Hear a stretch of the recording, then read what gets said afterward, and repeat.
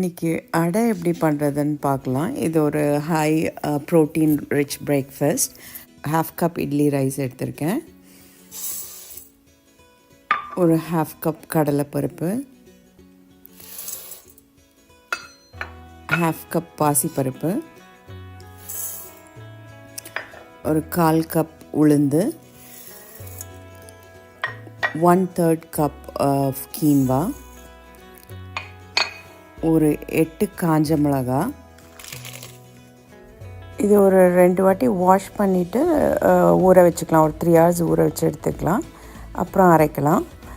இது டின்னர் கூட சாப்பிடலாம். நீங்கள் 3 hours ஊறிடுச்சு. இப்போ நான் அரைச்சி எடுத்துக்க போகிறேன்.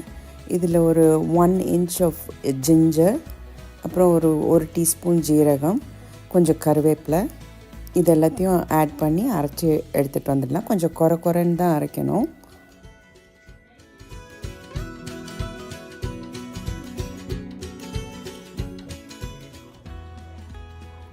அரைச்சி எடுத்துகிட்டு வந்துட்டேன்.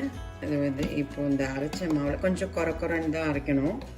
அதில் ஒரு 1/2 டீஸ்பூன் ஜீரகம், ஒரு 1/2 டீஸ்பூன் பெருங்காயம் போட்டுக்கலாம்.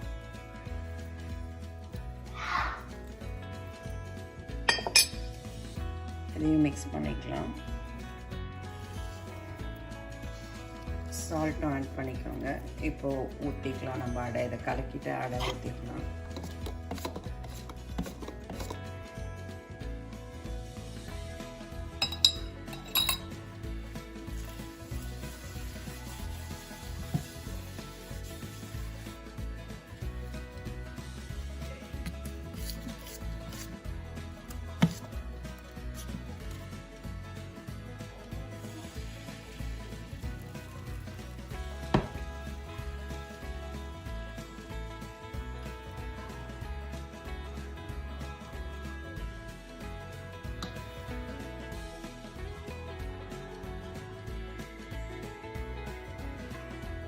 சில பேருக்கு அடை திக்காக பிடிக்கும். எங்கள் வீட்டில் கொஞ்சம் மெலிசாக தான் சாப்பிடுவாங்க. உங்களுக்கு எப்படி பிடிக்கும்ன்றதையும் கமெண்ட் பண்ணுங்கள்.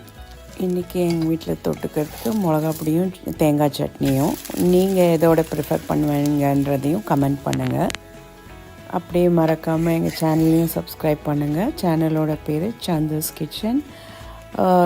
ட்ரை பண்ணி பார்த்துட்டு உங்கள் ஃபீட்பேக்கை சொல்லுங்கள். தேங்க்ஸ் ஃபார் வாட்சிங்.